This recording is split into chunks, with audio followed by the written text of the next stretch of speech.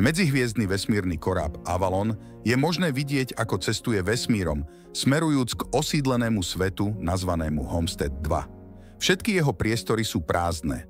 Loď je na autopilote. 258 členov posádky aj 5000 pasažierov sú v hibernácii. Náhle loď prechádza cez asteroidový pás, čo oslabuje jej štíty. Energia sa presmeruje na hlavný štít, ale loď je na kolíznom kurze s obrovským asteroidom. Náhle sa asteroid zrazí s loďou, čo spôsobí rôzne poruchy. Loď začína samoregeneráciu, ale jeden z hibernačných modulov sa aktivuje. Prebudeným pasažierom je Jim Preston, mechanik. Jeho kapsula sa otvorí a automatizovaný systém mu pomáha pri prebudení. Informuje ho, že strávil 120 rokov v suspendovanej animácii a loď je len 4 mesiace vzdialená od Homesteadu 2. Povie mu, že bude môcť stráviť tú dobu vychutnávaním si luxusných aspektov lode. Jim dostáva inštrukcie o svojom ID náramku.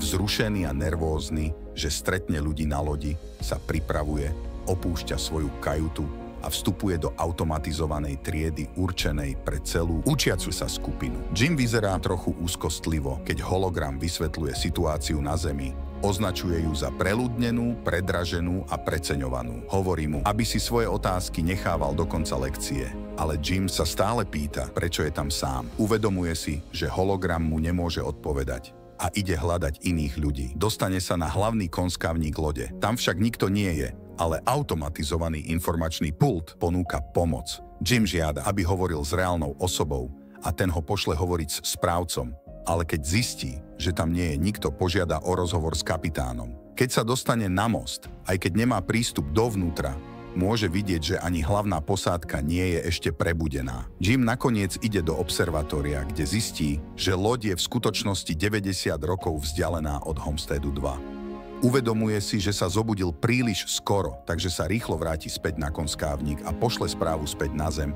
s otázkou, čo má robiť, pretože nevie, ako sa vrátiť do hibernácie.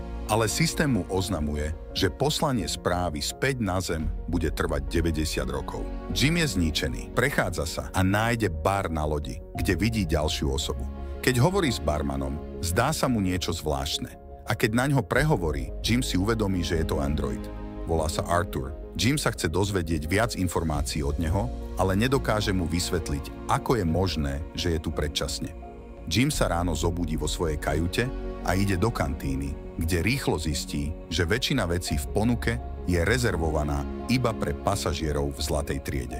Dá si obyčajnú kávu a snaží sa zistiť, ako opraviť svoju hibernačnú komoru. Potom, čo získa všetky nástroje, sa mu podarí dostať ho do prevádzky a uložiť sa dovnútra. Ale nič sa nestane. Potom sa rozhodne použiť nástroje, ktoré našiel, aby sa dostal do hibernačných komôr posádky. To tiež nefunguje. Po lodi sa vyskytujú drobné poruchy. Jim sa stále vracia do baru, ale hlavne, aby sa rozprával s Arthurom. Android mu dáva nejaké rady, ktoré ho presvedčia, aby vtrhol do jednej z izieb zlatej triedy a snažil sa zabaviť na lodi. Jim skúša všetky reštaurácie, hry, zábavný systém. Ale časom sa stáva ešte nešťastnejším, že je tam sám. Jedného dňa sa opije a potuluje sa okolo hibernačných komôr, keď narazí na vzdušnú komoru so skafandrami, určenými na vychádzky do vesmíru. Jim sa oblieka do skafandra a ide do vzdušnej komory. Stlačí páku a potom tlačidlo na uvoľnenie dverí vzdušnej komory. Keď sa dostane von z lode, je ohromený výhľadom. Je jediným vedomým ľudským bytím, ktoré zažíva tento okamih v čase. Jim uvoľní magnety na svojich topánkach a pláva vo vesmíre. Cíti sa zničený. Vracia sa dovnútra, zbavuje sa skafandra, ale znovu ide späť do vzdušnej komory bez neho. Ťahá páku, pripravený to skoncovať, ale mení názor v poslednej chvíli. Uteká dovnútra a pošmykne sa na fľaši. Jim vstane a okamžite sa zaujíma o ženu v jednej z komôr, ktorá sa volá Aurora. Hľadá jej súbory v adresári a počúva jej rozhovor s pasažierom, zamilovávajúc sa do nej. V bare číta jej nejakú prácu a hovorí s Arthurom o jej písaní. Jim stále na ňu myslí a začína mať nápad prebudiť ju tiež. Rozhodne sa to prebrať s androidom, ale ten nechápe dilemu. Ak ju prebudí kvôli svojmu prospechu, zanechajú s ním, aby na lodi zomrela. Jim sa prvýkrát rozhodne proti tomu, ale s plynutím času to nemôže nechať ísť, kým sa jedného dňa nezmení. Ide k jej komore a podarí sa mu ju aktivovať. Keď sa prebúdza a prechádza rovnakým procesom ako on, schová sa a ide späť do svojej izby. O chvíľu neskôr ide na hlavný konskávnik, dúfajúc, že ju tam nájde. A tam je rovnako zmetená ako on pred rokom. Jim jej hovorí, že sú jediní, ktorí sú prebudení a odvedie ju do observatória. Potom jej hovorí, že sa nedostane ani k posádke, ani k hlavným príkazom lode. Aurora sa vydesí a chce sa dostať späť do svojej komory. Keď sa k nej dostanú, Jim jej vysvetlí, že na lodi nie je žiadne špeciálne zariadenie, ktoré by im pomohlo dostať sa späť do hibernácie. Vracajú sa na konskávnik a on jej hovorí, že by si mala oddychnúť, keďže práve vstala z hibernácie. Jim sa vracia do baru a cíti ľútosť nad tým, čo urobil. Na druhý deň sa Aurora prebudí. Vracia sa na konskávnik a pýta sa automatizovaného informačného pultu na hibernačné komory. Jim sa k nej pripája a idú na raňajky. Keď odchádzajú, informačný pult má nejakú poruchu.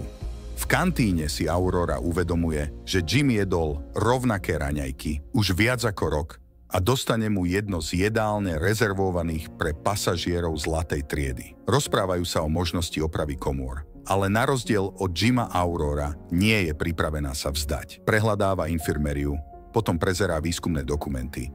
Nakoniec sa dostáva do hibernačných priestorov posádky a snaží sa otvoriť dvere. Jim si všimne viacero porúch po celom korábe. O nejaký čas neskôr Aurora lamentuje nad svojim životom na Avalone. Píše: behá po lodi a pláva v bazéne. Stáva sa si čoraz viac vedoma svojej situácie. Ide do kantíny na rozhovor s Jimom. Myslí si, že jeho príbeh by mohol byť zaujímavý. Spýta sa, prečo emigroval do kolónie. Jim odpoveda prvými slogany spoločnosti, ale potom podrobnejšie vysvetľuje, že dúfa, že na novom svete môže byť niekým, môže si postaviť život. Neskôr sa ocitnú v observatóriu a Aurora napokon zdieľa svoj dôvod, prečo je tu. Na rozdiel od ostatných pasažierov na lodi má cestu tam a späť. Jej myšlienkou bolo ísť na Homestead 2, žiť tam rok a vrátiť sa na zem, aby sa stala prvou novinárkou, ktorá to kedy urobila, píšuc najväčší príbeh, ktorý kedy bol. Aurora sa pomaly vzdáva hľadania spôsobu, ako vyriešiť ich súčasnú situáciu, a Jim si vymýšľa spôsob, ako ju rozhodiť. Zoberie ju na tanec, do kina a na basketbalový kurt. Nakoniec ju zavedie do baru, aby sa stretla s Arturom. Na chvíľu sa uvoľní, kým si nevspomene na svoju situáciu. Jim zostáva sám s androidom. Cítia sa hrozne z toho, čo jej urobil. O chvíľu je vidieť, ako niečo píli a inokedy Aurora vojde do observatória a nájde tam miniatúru Chryslerovej budovy, ktorú pre ňu vyrobil. O nejaký čas neskôr idú na rande do baru. Jedli a zdieľali príbehy zo svojich životov. Po večeri Jim vezme Auroru do vzdušnej komory a oblečú si skafandre. Idú von na vychádzku do vesmíru. Jim konečne má niekoho, s kým môže zdieľať ten nádherný zážitok. Jim vypne magnety na ich topánkach a plávajú spolu vo vesmíre. Vracajú sa dovnútra a okamžite sa poboskajú. Uchýlia sa do jeho kabíny a spia spolu. Čoskoro potom začnú žiť ako pár. Aurora sa presťahuje do jeho kajuty a píše o svojom živote na lodi. Behajú spolu, jedia spolu, spia spolu. Jim preskúma loď ďalej a nájde hydroponickú halu. Jedného dňa loď prechádza popri červenom obrovi a idú do observatória, aby ju videli. Je to Aurorin narodeninový deň, takže neskôr v ten večer oslavuje v jednej z mnohých reštaurácií na lodi a potom v bare. Jim ide na toaletu a pripravuje prsteň, ktorý pre ňu urobil. Zatiaľ čo ona ostáva v bare a rozpráva sa s Arturom. Android Auroru informuje, že ju Jim prebudil úmyselne, nevedomky, že má stále držať tajomstvo. Náhle sa Jim vráti a ona ho konfrontuje s absolútnym nechápaním. Utiekla rozzúrené a vystrašené. Jim sa vráti do svojej kajuty a zistí, že všetky jej veci sú preč. Stretnú sa v kantíne na druhý deň, ale v momente, keď hovorí, uteká. Aurora je zúfalá. Jednu noc príde do Jimovej kajuty, udiera ho a kope, chce ho zabiť. Keď s ňou hovorí cez kom, pretože sa mu neustále vyhýba, Jim sa pokúša ospravedlniť a vysvetliť jej svoje činy. Hovorí jej, že sa do nej zamiloval, ale Aurora sa nestará. Nemôže mu odpustiť, že vzal jej život. Jednej noci, keď je Jim vo svojej kajute, Zlyháva ďalšia porucha. Loď čelí kritickému chybovému stavu a hlavný príkaz sa vypína. Aurora vchádza do hlavného konskavníka a vidí, že Jim tam zasadil strom. Potom ide do kantíny, kde tiež má poruchu jedálenského zariadenia. Náhle ich obaja počujú hlas náčelníka paluby cez koms, ktorý sa pýta, kto zasadil strom. Bežia obaja do konskávnika a vidia, ako tam stojí Gus Mancuso pred Jimovým stromom. Predstavia sa a povedia náčelníkovi o situácii. Nechápe, ako mohli zlyhať 3 moduly. Mancuso ich zavedie na most a zistí, že je niečo zlé s loďou. Ale informácie v systémoch sa musia kontrolovať manuálne. Keď odchádzajú z mosta, robot sa im takmer zrúti na hlavy a obaja Mancusovi hovoria, že na lodi dochádza k poruchám čoraz častejšie. Hovorí, že by sa to nemalo diať a ukazuje im, ako zhromažďovať údaje. Mancuso kontroluje moduly, keď sa k nemu pridáva Jim. Zistil, čo sa stalo s Auroriným modulom. Náčelník paluby považuje to, čo Jim urobil, za hrozné. Neskôr je na moste, kde skúma zhromaždené údaje, keď sa k nemu pridáva Aurora.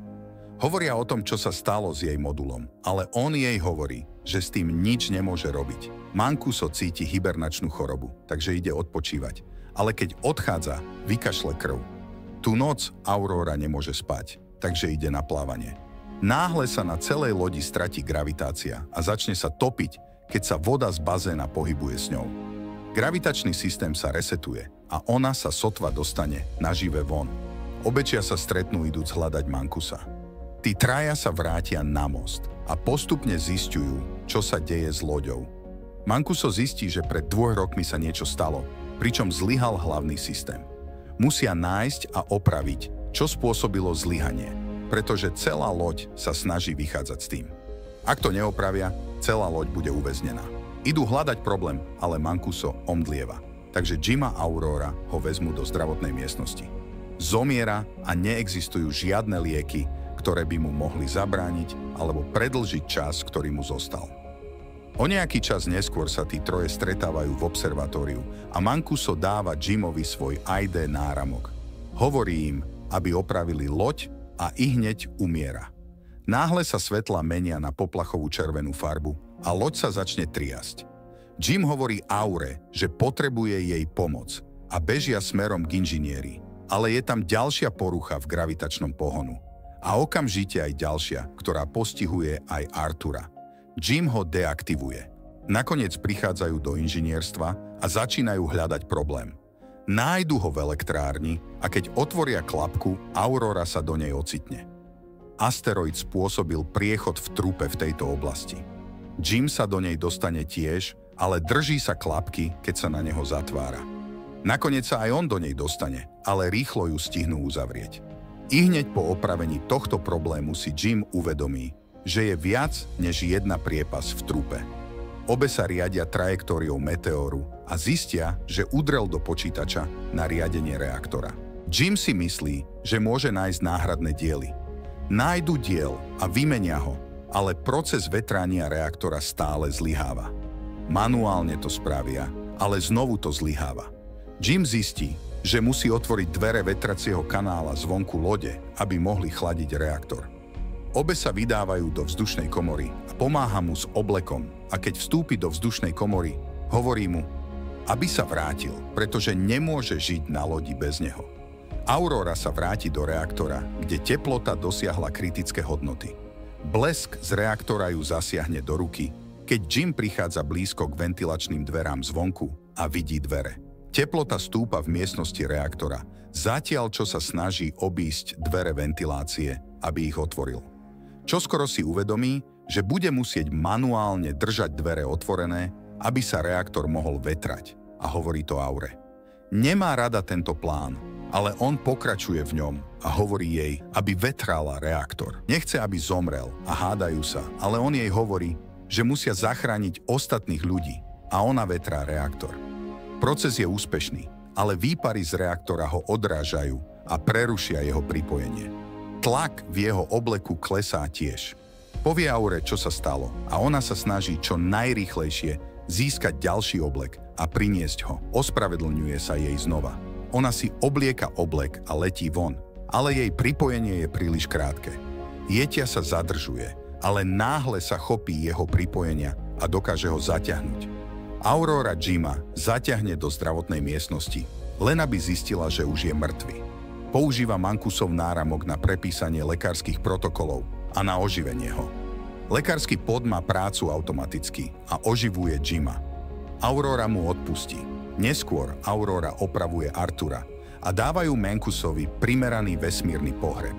Jim ju vezme do zdravotnej miestnosti a hovorí jej, že našiel spôsob, ako použiť lekársky pod ako hibernačný. Hovorí jej, aby sa dostala do podu a dojazdila zvyšok cesty tam. Ale, ako sa neskôr ukáže, odmieta a rozhodne sa zostať s ním. Jim jej napokon požiada o ruku a žijú svoj život na lodi. 88 rokov neskôr Avalon prichádza na Homestead 2. Posádka sa zobudí a zistí, že loď je vo veľmi neočakávanom stave. Aurora im zanechá správu, v ktorej opíše príbeh života, ktorý s Jimom mali na lodi, zatiaľ čo ostatní spali.